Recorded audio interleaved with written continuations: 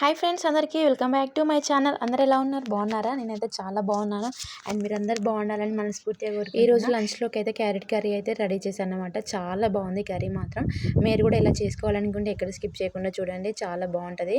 Carrot fry అయితే చపాతీలోకి అయితే ఇంకా చాలా బాగుంటుంది, అలాగే రైస్లోకి కూడా బాగుంటుందండి. ఒకసారి నేను చెప్పిన ప్రాసెస్లోనైతే ఖచ్చితంగా ట్రై చేసి చూడండి. ఎలా చేశాను ఏంటి అనేది ప్రాసెస్ అయితే స్టార్ట్ చేస్తున్నా చూడండి. ఫస్ట్ అయితే నేనైతే క్యారెట్ తీసుకున్నాను.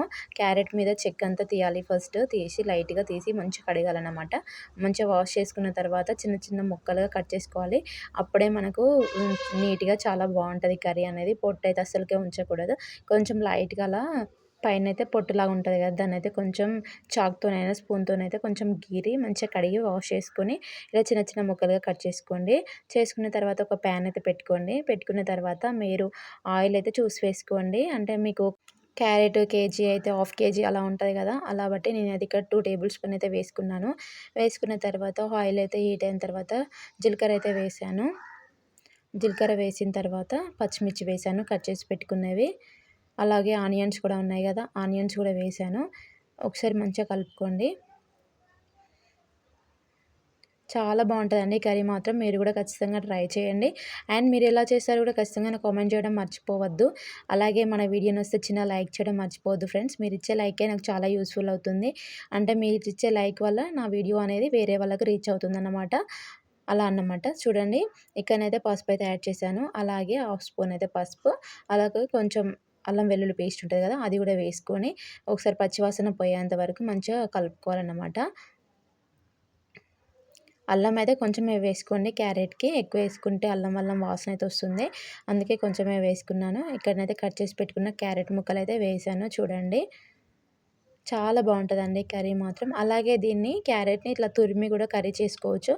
ఇలా పీసెస్‌లా చేసుకోవచ్చు.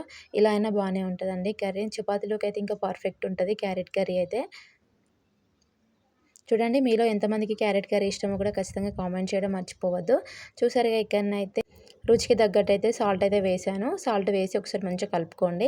ఎందుకంటే మనకు సాల్ట్ వేయడం వల్ల మనకైతే క్యారెట్ ముక్కలు అనేది ఫాస్ట్గా కుక్ అయిపోతాయి అన్నమాట.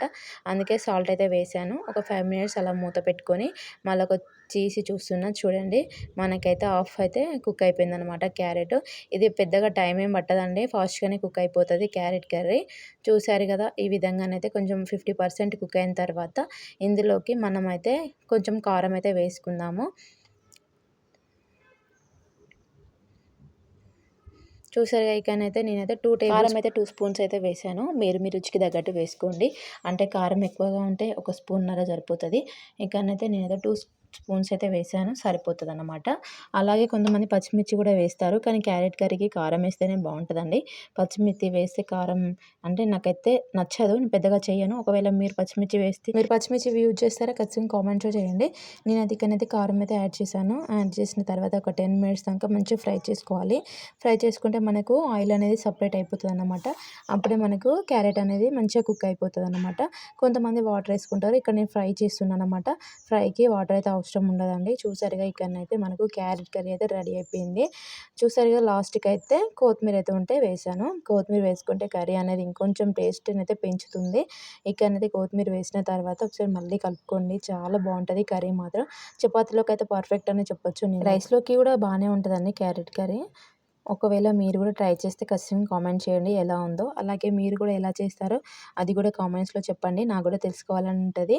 అలాగే నా వీడియో ఎలా ఉంది, అలాగే మన వీడియోస్ డైలీ చూస్తున్నారా లేదా ఖచ్చితంగా కామెంట్ చేయండి. మీకు ఇంకా ఎలాంటి వీడియోస్ కావాలన్నా కామెంట్ చేయండి. వీడియో నచ్చితే చిన్న లైక్ చేయండి ఫ్రెండ్స్. ఉంటాం మళ్ళీ, బాయ్.